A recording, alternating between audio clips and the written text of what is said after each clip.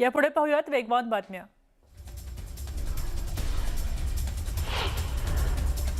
बारामती पोटनिवडणुकीमध्ये ठाकरेंच्या सेनेनं सुनेत्रा पवारांना पाठिंबा दिलाय।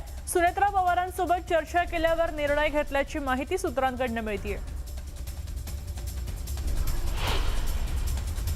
बारामतीत ज्याला लढायचं आहे तर लढावं, जनता कोणासोबत आहे हे सर्वांना माहिती आहे असं म्हणत जय पवारांनी काँग्रेसला टोला लगावला। बारामतीच्या पोटनिवडणुकीमध्ये उमेदवार द्यायची भूमिका काँग्रेसने घेतली आहे। बारामतीच्या पोटनिवडणुकीमध्ये राष्ट्रवादी शरदचंद्र पवार पक्षाकडून उमेदवार दिला जाणार नाही असं अनिल देशमुखांनी स्पष्ट केलंय। सुप्रिया सुळेंनी ही भूमिका स्पष्ट केल्याचं अनिल देशमुखांनी सांगितलंय। शरद पवार उद्या दिल्ली दौऱ्यावर जाणार आहेत। येत्या 6 तारखेला होणाऱ्या राज्यसभेच्या शपथविधीसाठी शरद पवार उद्या दिल्लीला रवाना होतील। विधान परिषदेसाठी ठाकरेंकडून जे नाव येईल त्यासाठी सहकार्य राहील। विधान परिषदेच्या जागेबाबत बोलताना शरद पवारांनी अनौपचारिक गप्पांमध्ये आपली भूमिका मांडली। राज्यसभेच्या निवडीवेळी महाविकास आघाडीतल्या सगळ्याच पक्षांनी मदत केली, त्यामुळे आता ठाकरे उमेदवारीसाठी जे नाव देतील त्यासाठी आमचं सहकार्य आणि पाठिंबा राहील। यापुढे पाहूया महाराष्ट्र विशेष।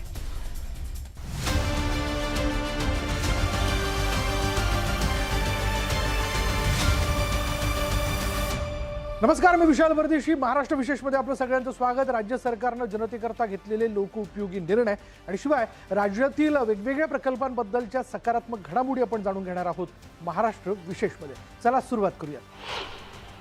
महाराष्ट्रात माओवादाचा प्रभाव नगण्य झाला असून या लढ्यात महत्त्वपूर्ण भूमिका बजावणाऱ्या जवानांसाठी मुख्यमंत्री देवेंद्र फडणवीस यांनी विशेष C60 पदक जाहीर केलं। किमान 3 वर्ष सेवा बजावणाऱ्या जवानांना हे पदक प्रदान केलं जाईल। वरिष्ठ पोलीस अधिकाऱ्यांच्या परिषदेत मुख्यमंत्र्यांनी गुन्हे अन्वेषणाचे एंड टू एंड डिजिटायझेशन आणि पुराव्यांच्या सुरक्षेसाठी ब्लॉकचेन तंत्रज्ञान राज्यभर लागू करण्याचे निर्देश दिले। तसंच अंमली पदार्थांविरुद्ध झिरो टॉलरन्स धोरण राबवण्याचे आदेश देतानाच दोषसिद्धीचा दर वाढवण्यासाठी SOP तयार करण्याच्या सूचनाही त्यांनी दिल्या। पोलीस दलात चांगलं काम करणाऱ्यांना दरमहा पुरस्कार देऊन प्रोत्साहित केलं जाणार आहे। पोलीस विभागाने सातत्याने प्रयत्न करून महाराष्ट्रामध्ये माओवाद हा जवळपास संपुष्टात आणला आणि जवळपास आमच्या 244 पोलिसांनी हा माओवाद संपवण्याकरता शहीदी दिली। पण आज एक प्रकारे महाराष्ट्र माओवादापासून मुक्त करण्याचं काम केल्याबद्दल पोलिसांचं मी अभिनंदन देखील केलं। ग्रामीण महाराष्ट्राचा चेहरामोहरा बदलण्यासाठी राज्य सरकारने 1 एप्रिलपासून माझं गाव आरोग्य संपन्न गाव हे महत्त्वाकांक्षी अभियान सुरू करण्याचा निर्णय घेतलाय। मुख्यमंत्री आणि उपमुख्यमंत्र्यांच्या मार्गदर्शनाखाली राबवल्या जाणाऱ्या या मोहिमेचा मुख्य उद्देश केवळ उपचार करणं नसून स्वच्छता, शुद्ध पाणी आणि पोषणाद्वारे आजार रोखणं आहे। या अभियानासाठी सरकारनं 80.75 कोटींचा निधी मंजूर केला असून 70% अधिक गुण मिळवणाऱ्या गावांना आरोग्य संपन्न गाव म्हणून गौरवण्यात येईल। मुंबईला झोपडपट्टी मुक्त करण्यासाठी उपमुख्यमंत्री एकनाथ शिंदे यांनी हिंदू हृदय सम्राट बाळासाहेब ठाकरे नागरी लोककल्याण अभियान जाहीर केलंय। या मोहिमेत आता झोपडपट्टी धारकांना 300 चौरस फुटांची हक्काची घरं मिळणार आहेत। या अभियानात किमान 50 एकरपेक्षा जास्त क्षेत्र आणि 51% अधिक झोपडपट्टी क्षेत्र असलेल्या समूहांचा समावेश करण्यात येणार आहे। महत्त्वाचं म्हणजे नेत्रम या अत्याधुनिक उपग्रह तंत्रज्ञानाद्वारे नवीन झोपड्यांच्या निर्मितीवर करडी नजर ठेवली जाईल। रखडलेले प्रकल्प मार्गी लावण्यासाठी शिवशाही पुनर्वसन प्रकल्पाअंतर्गत खासगी विकासकांसोबत विशेष संयुक्त उपक्रम राबवण्यात येणार आहे।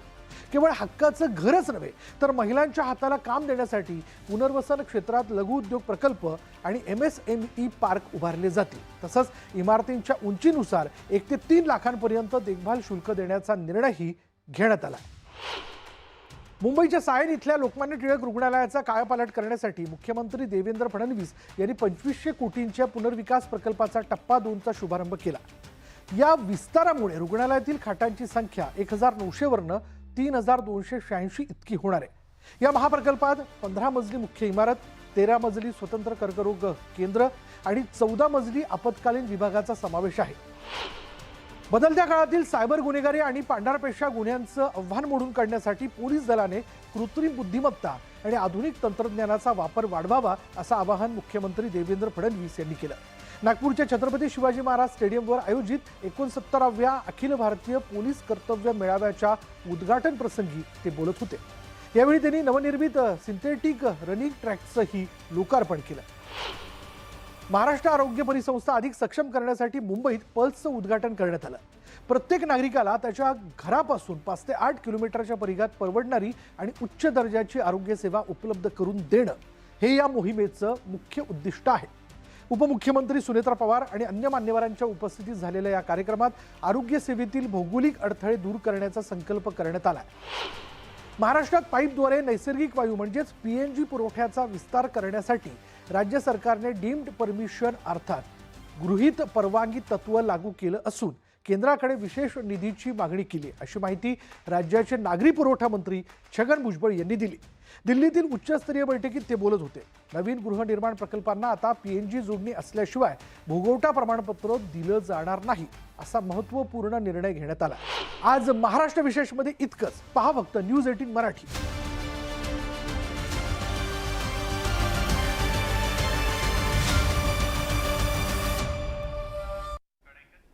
आता बातमी थेट जळगावातनं. इथे न्यूज 18 मराठीच्या बातमीचा इम्पॅक्ट पाहायला मिळालाय. आखाती देशामध्ये युद्धाचे पडसाद आता जळगावकरांच्या स्वयंपाकघरात उमटतायत. शहरामध्ये LPG गॅस टंचाईमुळे नागरिकांना मोठा फटका बसतोय. कौशिकी भारत गॅस एजन्सी समोर आज सकाळी शेकडो ग्राहक रांगेत उभे होते. मात्र कार्यालय बंद होतं, त्यामुळे 150हून अधिक ग्राहकांना उन्हात ताटकळत थांबावं लागलं आणि यामुळे संतापाची लाट उसळली. याबद्दल न्यूज 18 मराठीनं बातमी दाखवली आणि त्यानंतर तत्काळ एजन्सीनं दखल घेतली. तातडीनं कार्यालय सुरू केलं आणि टोकन सिस्टीमद्वारे गॅस वितरण सुरू केलं. अचानक झालेल्या या हालचालीमुळे ग्राहकांना मोठा दिलासा मिळालाय आणि नागरिकांनी न्यूज 18 मराठीचे आभारही मानलेत. गॅस एजन्सीच्या बाहेर रांगा लागल्या होत्या. मात्र तब्बल 10 वाजले तरी ही जी गॅस एजन्सी ती कुठेतरी बंदच या ठिकाणी अवस्थेत होती. संतप्त नागरिकांनी या ठिकाणी ज्यावेळेस प्रतिक्रिया घेतली त्यावेळेस न्यूज 18 मराठीच्या दणक्यानंतर या कौशिक भारत गॅस एजन्सीच्या मालकाने या ठिकाणी ही जी गॅस एजन्सी आहे ती तात्काळ उघडली आणि तब्बल 300 जे सिलेंडर आहे, जे ग्राहकांना जे सिलेंडर पाहिजे होते, जे सकाळपासूनच ग्राहक त्या ठिकाणी रांगेमध्ये उभे होते, त्यांना या कौशिक गॅस एजन्सीच्या माध्यमातून हे संपूर्ण सिलेंडर या ठिकाणी देण्यात आलेले आहे. आणि ज्या सकाळी या ठिकाणी 5:30 वाजेपासून ज्या रांगा लागलेल्या होत्या त्या आता कुठेतरी या ठिकाणी एकही जण कस्टमर या ठिकाणी दिसून येत नाहीये. याचं मुख्य कारण म्हणजे की संपूर्णतः कस्टमरांना या ठिकाणी या एजन्सीच्या माध्यमातून कुठेतरी या ठिकाणचा संपूर्ण कौशिक गॅस एजन्सीच्या माध्यमातून या ठिकाणी पुरवठा 300च्या वर या ठिकाणी ग्राहकांना पुरवठा झालेला आहे.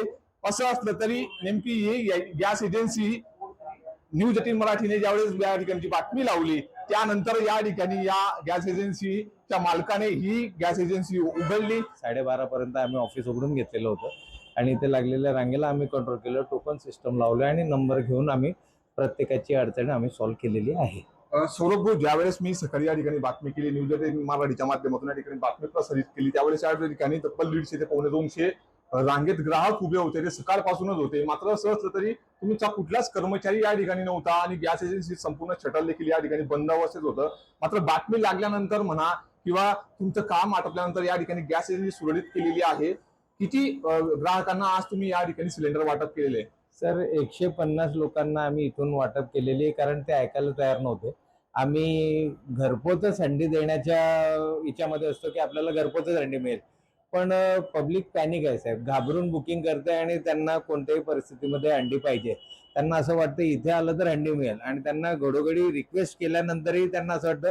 तर आज त्यांची समजूत काढलेली आहे. माननीय कलेक्टर महोदयांनी पण आज एक GR काढलेला आहे की आपल्याला घरपोचच हंडी मिळत जाईल. तर पब्लिकला आम्ही आपल्या न्यूजच्या माध्यमातून सांगतो की कोणत्याही गॅस एजन्सी असो, रांग लावू नका. काही KYCची अडचण असेल, काही अन्य अडचण असेल तर ती सॉल्व्ह करण्यासाठी आपण गॅस एजन्सीवर यावं. घरपोचच आपल्याला हंडी मिळेल. सकाळी इथं आलो तर एजन्सी बंद होती.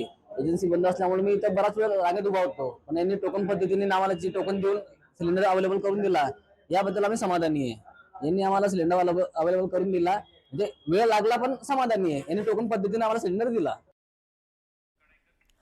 बातम्या युद्धाच्या परिणामांच्या आहेत. इराण इस्रायल युद्ध सुरू आहे आणि त्याच्या पार्श्वभूमीवर जगभरात इंधन टंचाई तयार झाली आहे. आणि कारण इराण लागत असलेल्या हॉर्मुझच्या सामुद्रधुनीतनं होणारी पेट्रोल, डिझेल आणि गॅसची वाहतूक ठप्प झाली आहे. इराणनं काही तेलवाहू जहाजांवर हल्ले केले, त्यामुळे आखाती देशातनं होणारा इंधन पुरवठा विस्कळीत झाला. पण या युद्धजन्य स्थितीत सुद्धा भारताच्या परराष्ट्र धोरणाची कसोटी लागली होती. कारण देशामध्ये इंधन तुटवडा निर्माण व्हायची भीती व्यक्त केली जात होती. पण भारताची नीती यशस्वी ठरलेली आहे. इराणशी असलेल्या संबंधांमुळेच भारताच्या तेलवाहू जहाजांना हॉर्मुझच्या सामुद्रधुनीतनं वाहतुकीची परवानगी मिळाली. अत्यंत स्फोटक परिस्थितीत सुद्धा भारताची 8 तेलवाहू जहाजं भारतात परतली. या युद्धाच्या प्रसंगामध्ये केंद्र सरकारनं समतोल राखला आणि देशहिताला प्राधान्य दिलं. देशामध्ये इंधनाचा तुटवडा तयार होणार नाही याची खबरदारी घेतली.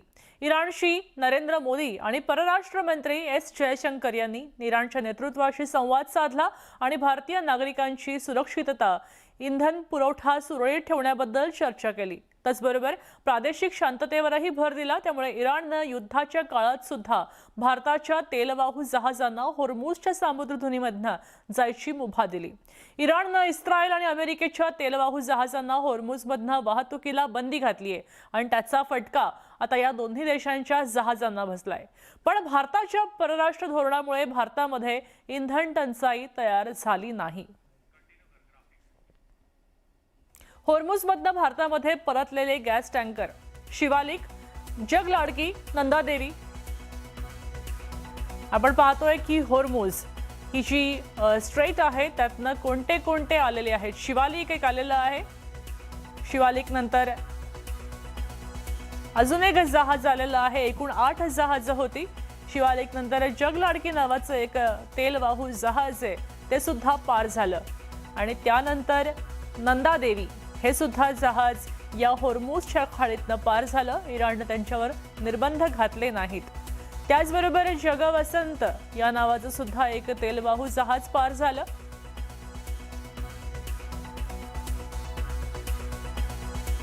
पाईन गॅस या नावाचंही एक जहाज या हॉर्मुझमधनं आता आलेलं आहे. तसंच ग्रीन सानवी हे सुद्धा 8वं जहाज इथून पार झालेलं आहे. BWELM त्याचबरोबर PWTYR अशी एकूण 8 जहाजं पार झाली आहेत.